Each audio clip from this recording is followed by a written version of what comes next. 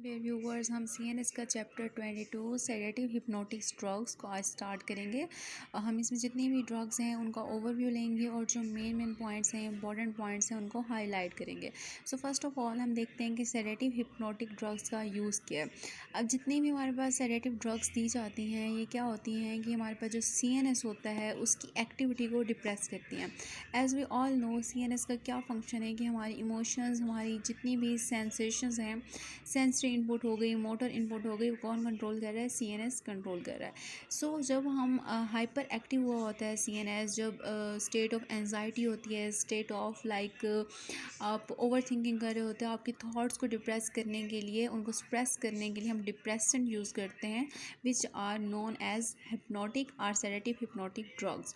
सो अब इनका क्या फंक्शन क्या होता है, ये हमारे पास क्या रोल प्ले करती हैं ड्रग्स? ये हमारे पास CNS को डिप्रेस करती हैं। अब CNS में एक क्या हो रहा था, एंजाइटी की कंडीशन आ रही है पेशेंट को।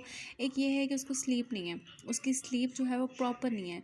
पेशेंट को या तो नींद आती नहीं है, या फिर आती है तो वो वाला जो स्लीप साइकिल होता है, जो आपको कंफर्ट देता है, जो आपको रिलैक्स करता है, वो नहीं होता। सो हम जो पेशेंट प्रेजेंट करते हैं एंजाइटी के साथ और स्लीप डिसऑर्डर्स के साथ, हम उनको सेडेटिव हिप्नोटिक ड्रग सजेस्ट करते हैं।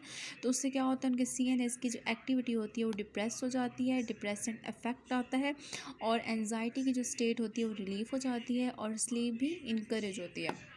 सो इसमें मेजर ड्रग्स के कौन से ग्रुप्स आते हैं? सेडेटिव हिप्नोटिक्स को हमने तीन मेन टाइप्स में डिवाइड किया हुआ है, तीन क्लासिफिकेशंस की हुई हैं। फर्स्ट ऑफ ऑल बेंजोडाइज़ेपिन्स, इनके क्या होते हैं, साइड इफ़ेक्ट बहुत ज़्यादा होते हैं, और ये इनका जो एक इम्पॉर्टेंट साइड इफ़ेक्ट है वो क्या है कि एमनेसिया कॉज करती हैं। देन हमारे पास आते हैं बारबिचुरेट्स, ये बहुत ज़्यादा इंपॉर्टेंट हैं। थर्ड हमारे पास आते हैं मिसलेनियस एजेंट्स, इनके जो अननोन एजेंट्स होते हैं, जिनको क्लासीफाई हम प्रॉपरली नहीं कर रहे होते, उनकी कुछ नेमिंग्स हमारे पास आ जाती हैं, और इनके मिनिमम या लेस साइड इफ़ेक्ट्स होते हैं। सो इनका मैकेनिज़्म ऑफ एक्शन क्या है, इनकी हमारे पास जो है ना फार्माकोकाइनेटिक्स क्या है। ये हमारे पास जो होती हैं सेडेटिव हिप्नोटिक ड्रग्स, ये लिपिड सॉलेबल होती हैं, ठीक है।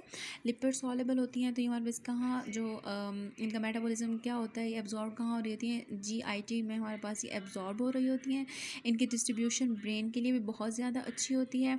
और इसमें एक हमारे पास ड्रग होती है जो MCQs में आ जाती है कि सबसे ज़्यादा लिपिड सॉलेबिलिटी किस ड्रग की है। सो वो कौन सी है? थायोपेंटल जो होती है, इसकी सबसे ज़्यादा हमारे पास लिपिड सॉलेबिलिटी होती है, और ये CNS में बहुत इजीली एंटर हो जाती है, इसलिए हम इसको एनेस्थीसिया के इंडक्शन के लिए भी यूज़ करते हैं। ये हमारे पास एक एनेस्थीसिया के लिए भी एजेंट यूज़ होता है। और ये हमारे पास मेटाबोलाइज कहाँ से हो रही थी? हमने कहा एब्जॉर्ब ये GIT ट्रैक में हो रही थी, सेडेटिव हिप्नोटिक ड्रग्स, और इनकी डिस्ट्रीब्यूशन अच्छी थी ब्रेन के लिए भी, क्योंकि लिपिड सॉलेबल थी। और इनका हमारे पास मेटाबॉलिज्म क्या है, ये मेटाबोलाइज हो रही होती हैं हेपेटिक एंजाइम से। और हमारे पास जो ड्रग लीवर में जाती है ना, वो एक्टिव मेटाबोलाइट्स बनाती है, जैसे कि हमने इनकी भी बात की कि हमारे पास मेटाबोलाइज हो रही होती हैं हेपेटिक एंजाइम से। और यहाँ पे ये हमारे पास MCQ आ जाता है कि जो हमारे पास ड्रग्स होती हैं ना, एक आ जाती है हमारे पास लेराज़ेपाम एंड ऑक्सीपाम। ये क्या होता है? ऑक्सीपाम और लेराज़ेपाम जो होती है ना, ये एक्टिव मेटाबोलाइट्स नहीं बनाते, और ये हमारे पास अंडरगो होती है एक्स्ट्रा हेपेटिक कॉन्जुगेशन।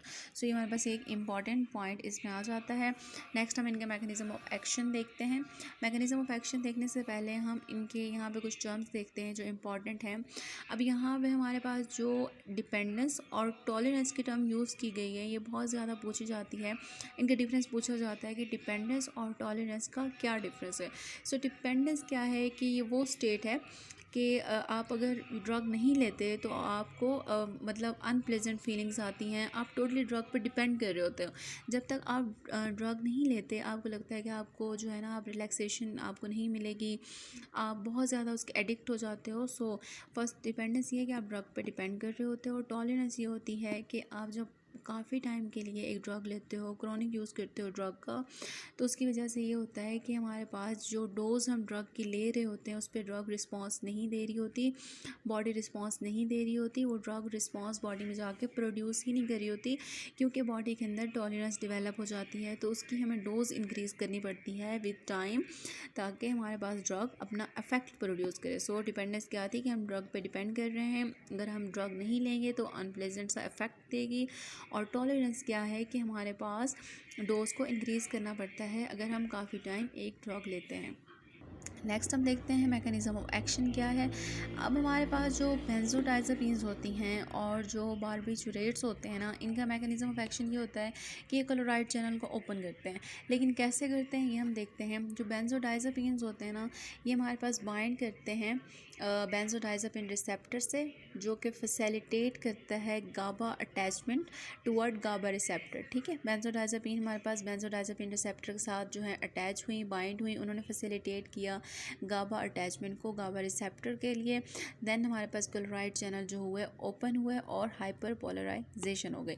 ये तो था बेंजोडाइज़ेपिन का। अब बेंजोडाइज़ेपिन किस तरह से एक्ट कर रही है, ये हमारे पास पहले तो गाबा चैनल के साथ अटैच हो रही हैं, गाबा रिसेप्टर के साथ बाइंड कर रही हैं, फिर गाबा रिसेप्टर के साथ अटैचमेंट के बाद जो है ना क्लोराइड चैनल्स को ओपन कर रही हैं बेंजोडाइज़ेपिन।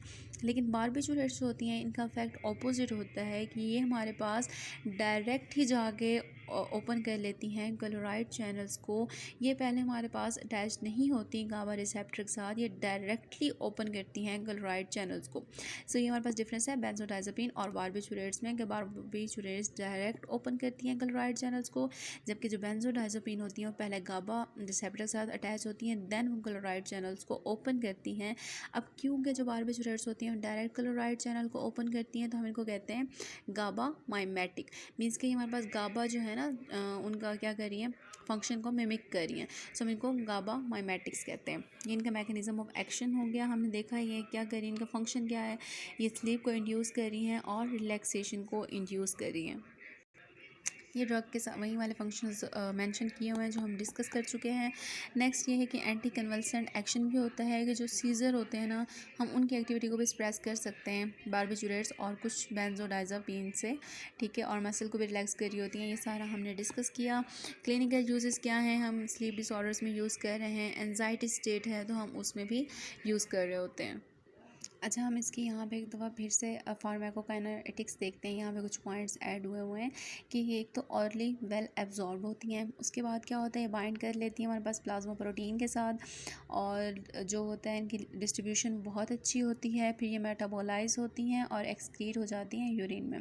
साइड इफ़ेक्ट में क्या होती हैं, ये जो ऑल्टरनेस होती है उनको डिक्रीज़ करती हैं, क्योंकि हम तो डिप्रेस कर रहे हैं सीएनएस की एक्टिविटी को, तो कॉन्शियस लेवल आपका कम हो रहा होता है। ठीक है, तो आपकी जो अलर्ट रहने की एबिलिटी होती है वो भी कम होती है, अल्टरनेस आपकी कम हो जाती है, आप कंसंट्रेट नहीं कर सकते, क्योंकि हम तो दे ही इसलिए रहते हैं कि जो थॉट्स आ रही हैं उनको हम सप्रेस कर सकें। सो ये कंसंट्रेशन भी डिप्रेसर होती हैं, अलर्टनेस को भी डिप्रेस करती हैं और हमारे पास इरेक्शन प्रॉब्लम भी कॉज करा सकती हैं। उसके अलावा हमारे पास इसमें आते हैं एटिपिकल सेडेटिव हिप्नोटिक्स। अब जो एटिपिकल सेडेटिव हिप्नोटिक्स होती हैं, इनका क्या फंक्शन होता है कि ये हमारे पास बाइंड करती हैं सेरोटोनिन रिसेप्टर के साथ। ठीक है, ये हमारे पास सेरोटोनिन रिसेप्टर के साथ बाइंड करके अपना एक्शन परफॉर्म करती हैं। सो अब अगर हमारे पास इसके यूजेस आते हैं तो हम लिख सकते हैं कि एंजाइटी स्टेट में दी जाती हैं, पैनिक अटैक में दी जाती हैं, फोबिक डिसऑर्डर में दी जाती हैं, स्लीप डिसऑर्डर्स में दी जाती हैं। ठीक है, तो ये हम इसके सारे जो हैं फंक्शंस लिख देंगे, और इसकी अगर फार्माकोकाइनेटिक्स आएगी तो हम बता देंगे ये वेल एब्जॉर्ब होती है, लिपिड सॉल्युबल होती है, और इसकी हम जो मेन क्लासिफिकेशन हमने पढ़ी कि 3 क्लासिफिकेशन इसकी थी कि बेंजोडाइज़ेपिन्स होती हैं, बारबिटूरेट्स होती हैं और मिसलेनियस होती हैं, वो हम इसके अलावा लिख देंगे। और कुछ हम जो है ना इसमें ये टॉलरेंस और डिपेंडेंस का डिफरेंस मेंशन कर देंगे कि काफ़ी टाइम लेने से इसमें टॉलरेंस और डिपेंडेंस आ जाती है। सो ये कुछ इंपॉर्टेंट पॉइंट्स हम इसमें ऐड कर देते हैं। सो ये हमारे पास चैप्टर 22 सेडेटिव हिप्नोटिक ड्रग्स का ओवरव्यू था। So this is all about this chapter. इंशाल्लाह नेक्स्ट वीडियो में हम नेक्स्ट चैप्टर को डिस्कस करेंगे।